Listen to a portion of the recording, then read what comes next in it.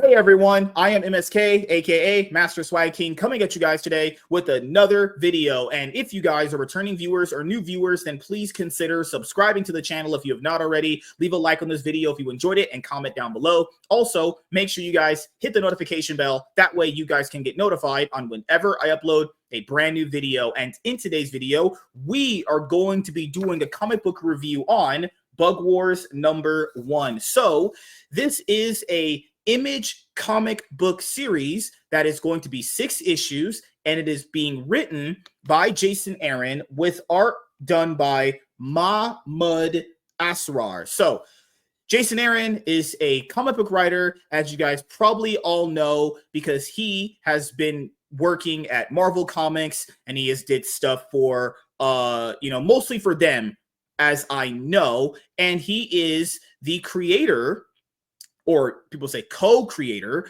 of the character Gorr the God Butcher, and that villain was utilized in Thor: Love and Thunder, that absolutely abysmal, terrible superhero movie, because that movie was pure shit.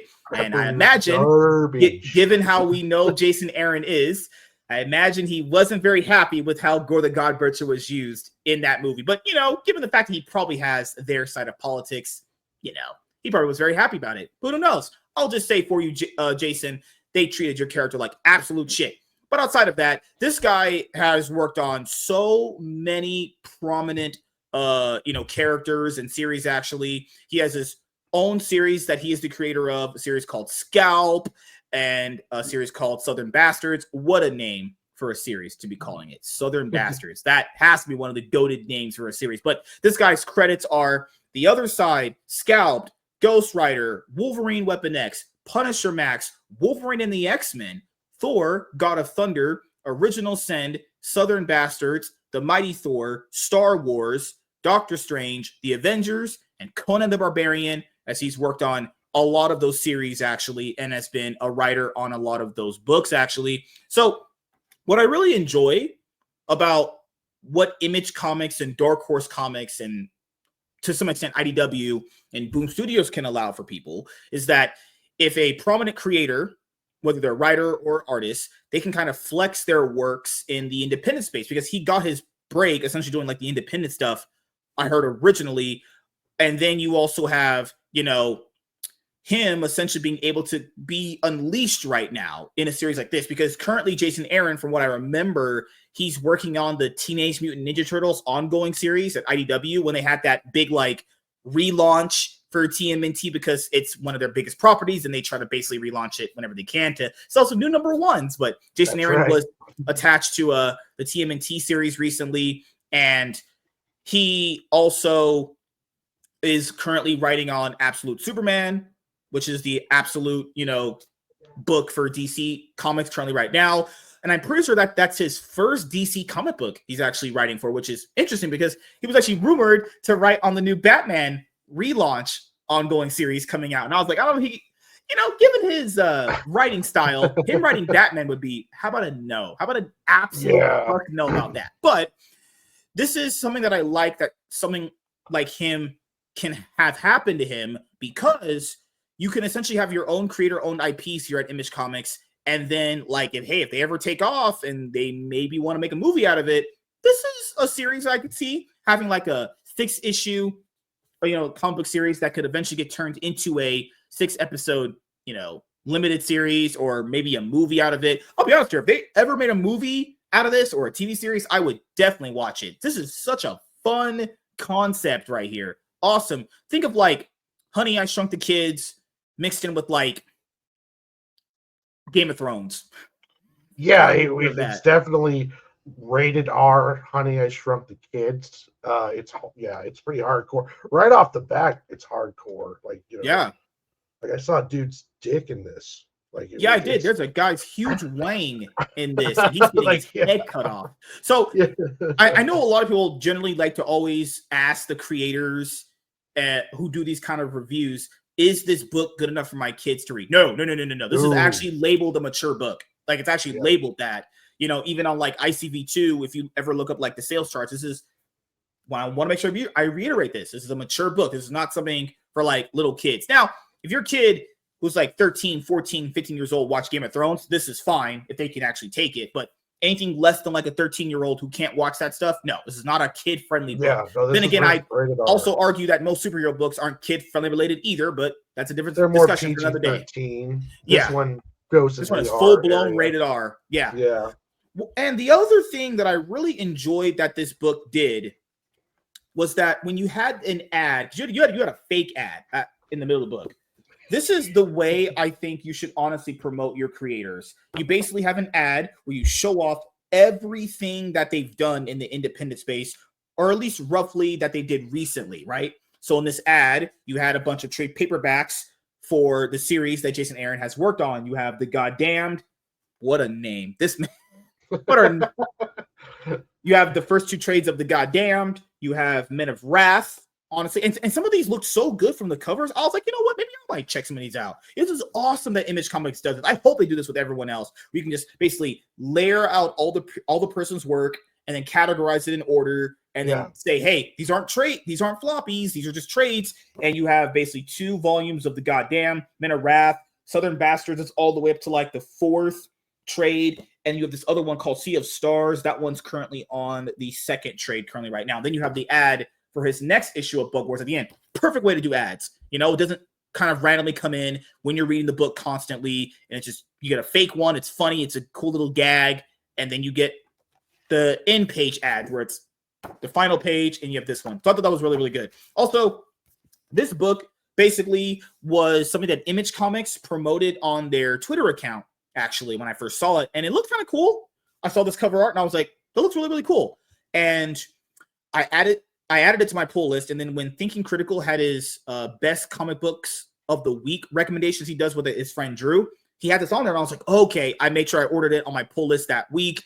And then I said to Warren and Professor Savage that you guys going to get Bug Wars #1. They were like, yeah, because I showed you what it looked like, how many pages, because, you know, we're not really fans of the whole 24-page floppy format anymore. I would like if they were just like this, honestly, but it's whatever, obviously. So after that, you know, we ended up reading it, and now we're going to end up giving you guys more thoughts on it. But the last thing that I'll say before we start going over the concepts of the book was that this is actually 44 pages, I think, actually, you know, and that's what I think more floppy should move to, is having like a 40 to 64 page format. Like, you guys know the Batman Brave and the Bold books that I have them all in order. They're like called prestige editions, and those books are like 64 pages. I think that's where floppy should head to, being basically 2 issues worth rather than just being 1 issue worth, because you can tell where this would have ended off being an issue 1 after they had that storm happen in the middle part of the book before they got to the humans. That would have been your 24 page cutoff,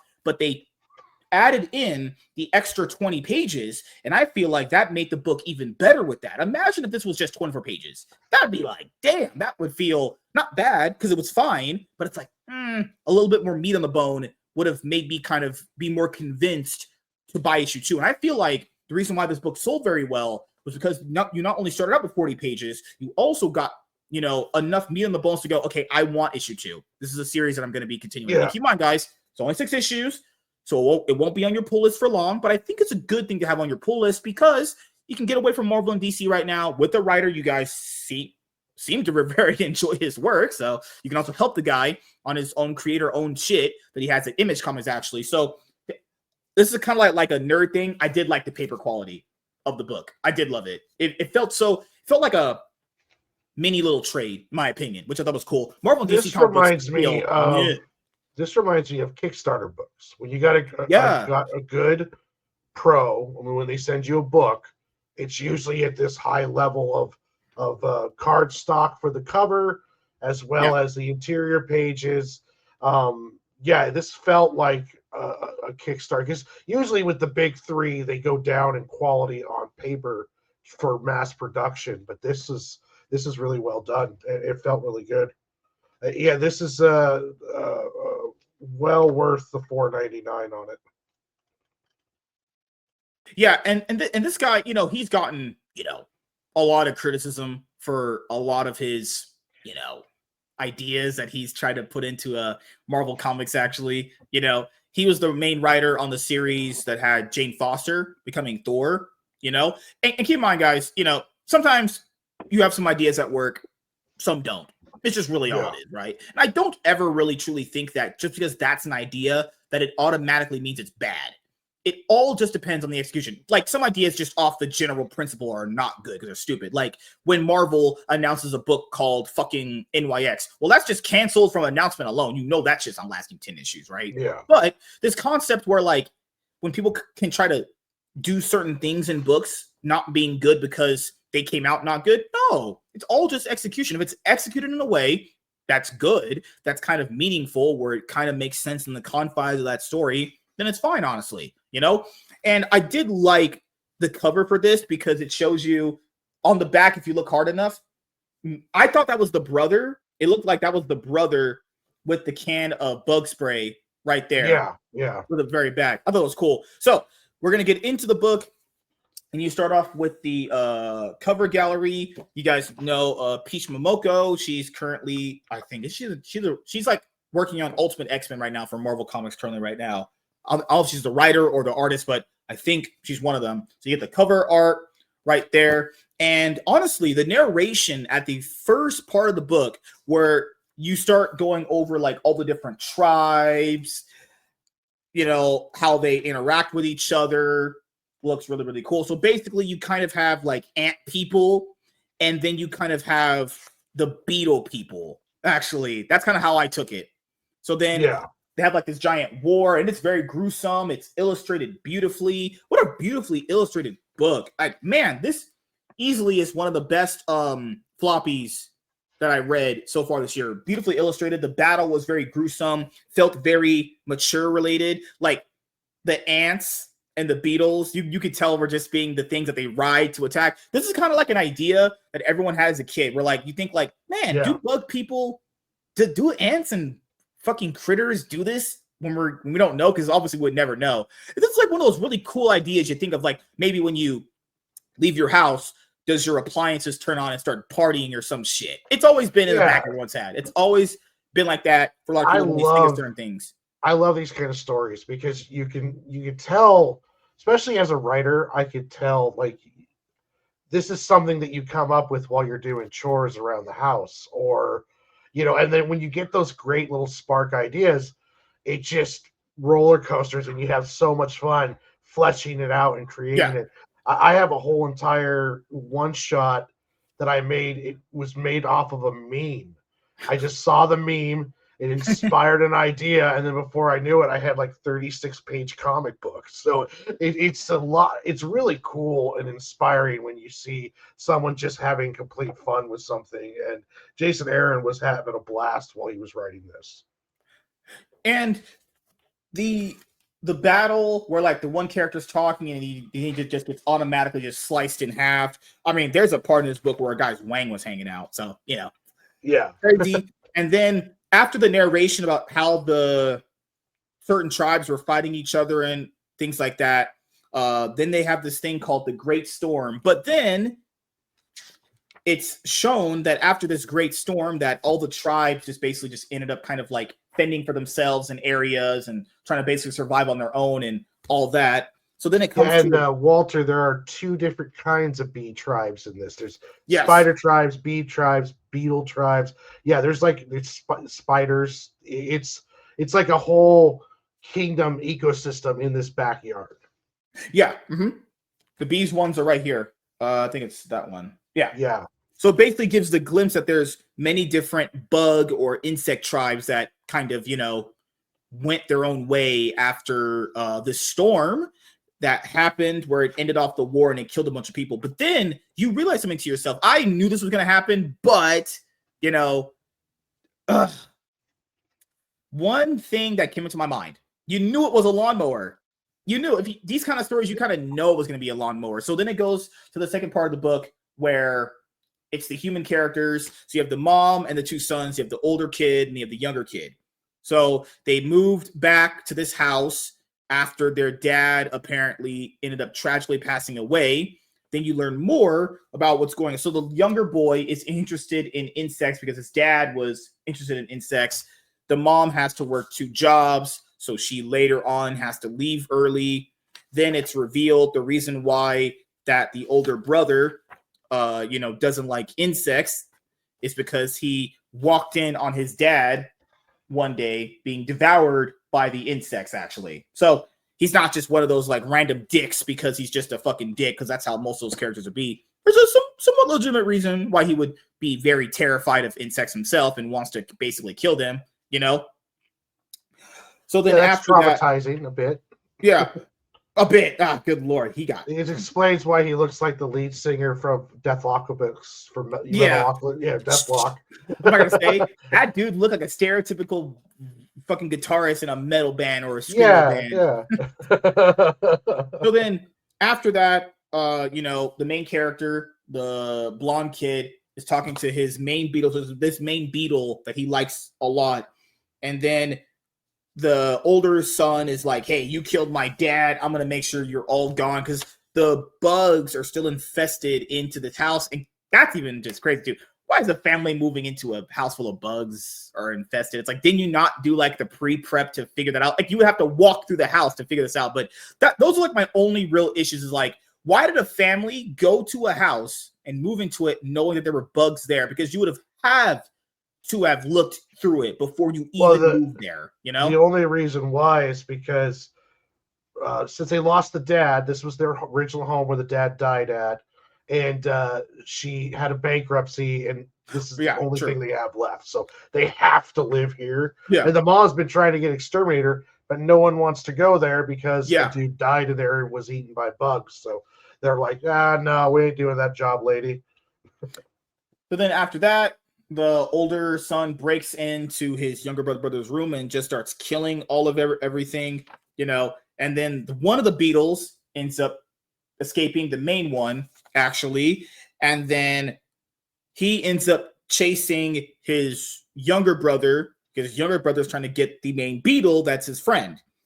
And then after that, the older brother ends up tripping on some shit and then gets bugs over him. I thought that was decent little karma right there. So then you get to the next part where the beetle is in this crack in the wall, actually.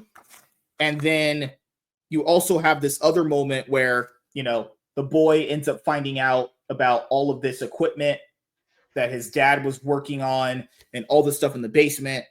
And then the brother ends up finding him in the basement. And then when he tries to grab his beetle to save him, he ends up touching this amulet right there. This amulet ends up shrinking him down to being microscopic size on top of his beetle. Yep. So now you're at Honey, I Shrunk the Kids. And then this one tribe, I'm pretty sure that looks like one of the beetle-ish tribes, they end up capturing the beetle, and then they also capture the main character. And then they, basically curse at him. They threaten to kill him, you know, and then because the boy's like, damn, this was like a dream. And he's like, does this feel like a dream? Where he has a knife to his back of his neck. And then, you know, he told the kid he was going to fuck his face. I was like, what the hell? Man, just completely crazy story dialogue. Like completely barbaric people you have right there. And then, you know, the main character's like, damn, I'm tired of being pushed around. He's like, fuck this dream. And he just completely punches through one of the villains' heads. Completely just kills him right there. And then after that, he didn't really understood what he did there. He's like, I never killed anything before. Not even a bug. Technically, if you're killing a bug, it's not really killing a human, but I guess it's the whole sentiment of like taking a life. He's also a young kid as well. And then the tribe is like, what the hell is going on? Because they thought the guy that was leading the tribe had him. And the narration kicks in where I guess it's the main character saying this back, remembering it, where he says, part of me wonders if I could go back now after seeing everything I've seen, everything I've become. After the adventures in the yard and the wars and the truth about Dad, would I still reach for that amulet if given the chance? Or would I run for the fucking hills? Now, the only other issue I have with the book was that it never really showed him reaching for the amulet. He did, but in that context right there, that I had to go pull the pages back. It doesn't really show that he reached for it. He was just reaching for the beetle and then accidentally touched the amulet. But from his perspective, you know, he wouldn't have known if he grabbed for it.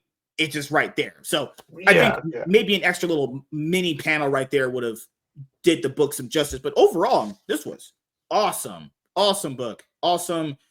pacing, dialogue was good. You felt the mature setting throughout the book. You felt that it was a serious book to the point where it had its fair share of, you know, emotional moments as well as its fair share of like humorous moments. The humorous moments weren't like downplayed with any seriousness, and then vice versa as well. But like the serious moments weren't downplayed with humor as well. Well, I'll ask you, man, what else did you enjoy about the book actually?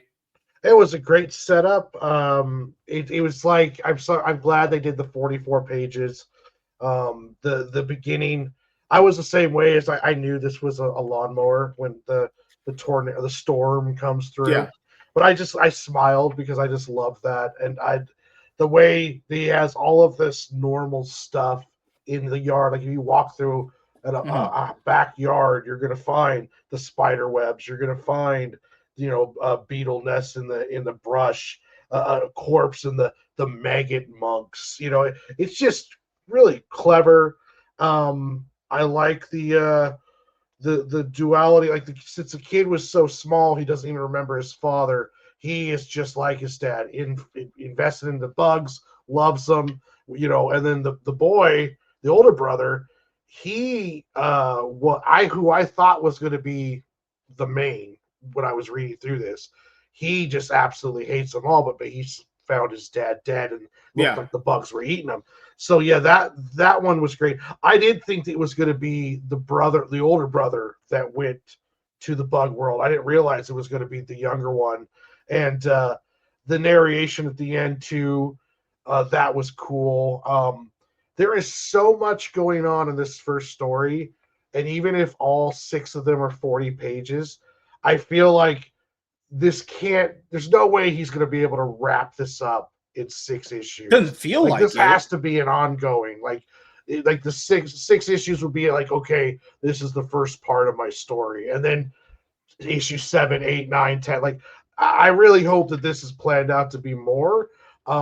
This is it feels like it would need to be capped out at a 12 issue series, because if you guys don't remember, Jason Aaron was a part of that Superstar initiative on Action Comics. You know how like where basically they're going to invite a big comic book writer to write a 3-part arc on Action Comics. He did this one with Action Comics that got cut short from what I was told, actually. You know, so given the fact that people like his writing, if it's kind of like in a longer format, not like in a mini series, I thought the same thing. It's like he would need more books to finish this out. This would feel so much better potentially, given what we feel about issue 2, if it's like maybe 8 issues or 10 issues max. Because if you're looking at all the different fractions that basically could be in a garden, if you're thinking about a fantasy world, I would want a lot more out of that. So it's like you could really kind of go in a bunch of different places with a story like this. Honestly, yeah, with all the different tribes. I mean, you could have a 6-issue miniseries on each one of these, which it might you could be spend like 2 issues too. alone just on the spiders or the bees, or like maybe fucking hell, squirrels. There's snakes. There's so much here. That's awesome. It's a really awesome idea. I'm glad something like this exists. It's a really cool concept there. This is what indie comics should be. Concepts like these that you couldn't really do in like Marvel or DC because it wouldn't make any sense, you know. Because you have a bunch of like indie people that are just retreading the same shit because they couldn't be original if it fucking hit them over the head with a bat. Honestly, you know. It's this is, you know, and this is prime for a streaming cartoon. You know, like the people who do like Transylvania, or the people in Amazon who are doing stuff like Invincible. This would be a great cartoon. So I hope that there's more planned, and I hope that it is going to go on for a while, because I can see this going on 50 issues, 100 issues. You know what I mean? It's like this is a fun story. So I'm in. Like I have issue 2. I'm gonna read it when the stream's done. Like this is I'm really enjoying this. I can't wait to get issue 2. I have it literally added to my pull list, and when I get paid, I'm gonna get all the titles that I have currently coming up that I need to get.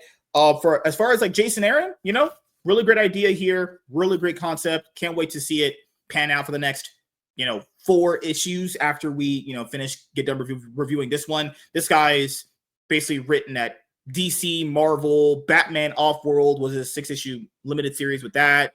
He had the Action Comics arc. He's on Absolute Superman. He's writing here.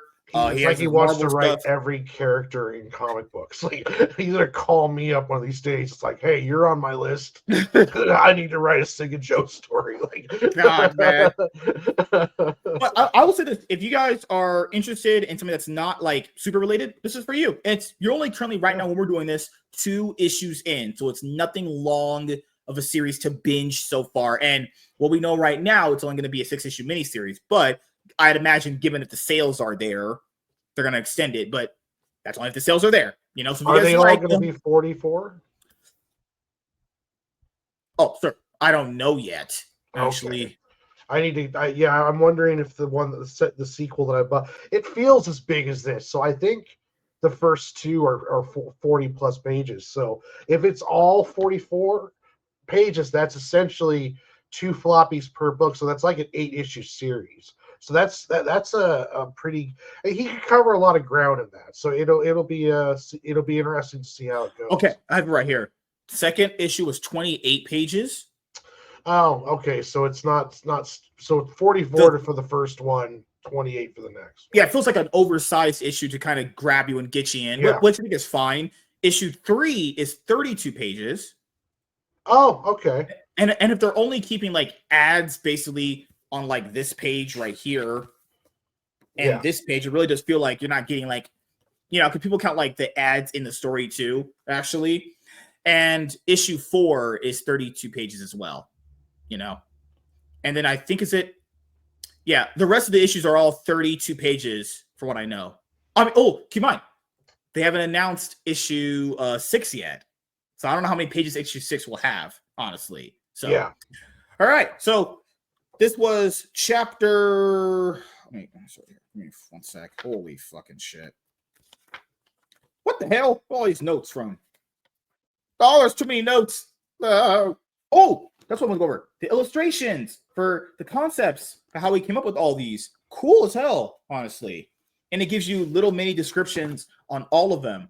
Also cool. So if you didn't really understand it from the narration, they did go a little bit further to explain like the other parts of the world as well. Awesome. But this is the first book of Bug Wars, Lost in the Yard, Chapter 1, The House of Slaymaker, actually. So, yeah, Jason Aaron, comic book writer who's worked at Marvel, DC, you know, freaking IDW. He has his own stuff going. You know, can't really deny he's putting in the work. Can't ever deny that. You might not like all the stories, but he is putting in the work. He's worked on pretty much everything at this point. So, yeah, man, any other closing thoughts and opinions you have about Bug Wars #1? It's Jason Aaron at his best. One thing you can say about Jason Aaron, with as much as he's done, you're not going to hit gold every single time, and he has no problem jumping into someone else's pool. He has no problem working on other characters. He has kind of a fearlessness when he writes, which is cool.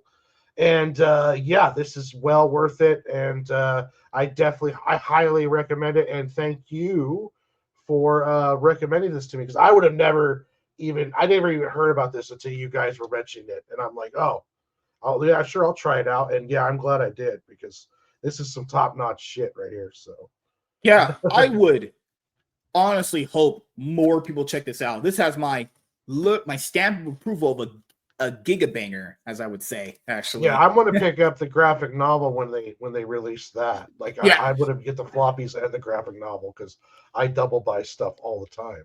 Yeah, as I always say to you guys, those trades come in handy. I don't want to be going through my fucking boxes. I'm trying to have it all right there in front of me. So, for me, great starting off issue 1 for a 6-issue miniseries.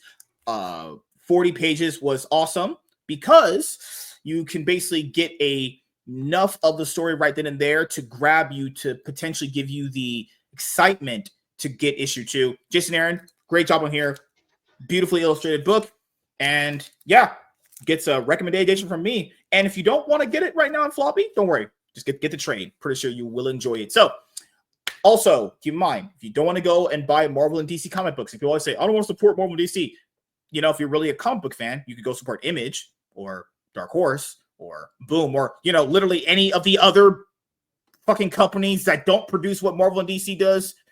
People, Jesus Christ. Yeah, but go to Image. Image has so much cool shit coming out right now, and they got everything: crime noir, regular superhero action. They do rated R. They got great, great stories, brutal action. Yeah, it's well worth. Like when I dropped out of comics and came back to them, I came back in through Dark Horse and Image, and it was reading The Goon, reading Spawn, reading, you know, the stuff that was coming out through those independents, and it was just completely, you know, We're like, damn, this is a whole new world here. Yeah, I was like, wow, because I feel like, dude, people only. It's crazy because I feel like people will only ever see comic books through the eyes of Marvel and DC, and I understand it. They're the big legacy brands. I understand that, but if you guys can truly see other creative works out there, whether you're buying it independently, not in any publisher or any of the other publishers that are major producing any titles, I feel like you'll fully get other better stories out there that you would never have been exposed to if you only just concentrate on Marvel and DC stuff. I buy Marvel and DC stuff all the time. I really do. That's most of my collection. But once in a while, it's always good to venture out and try something new. You know, try issue 1. Yeah, if you didn't like it, if you don't like an issue 1, that's fine. But at least you tried something different. You know, it's like when I have sex in my life. Like if she doesn't want to try fucking doggy style, we can have anal set, right? Oh God. So thank you guys for checking out this video. If you guys are returning viewers or new viewers, then please consider subscribing to the channel if you have not already. Leave a like on this video if you enjoyed it and comment down below. Also, make sure you guys hit the notification bell. That way you guys can get notified on whenever I upload a brand new video. I am MSK, aka Master Swag King, and we're gonna sign out, guys. See you guys later. Deuces. Peace.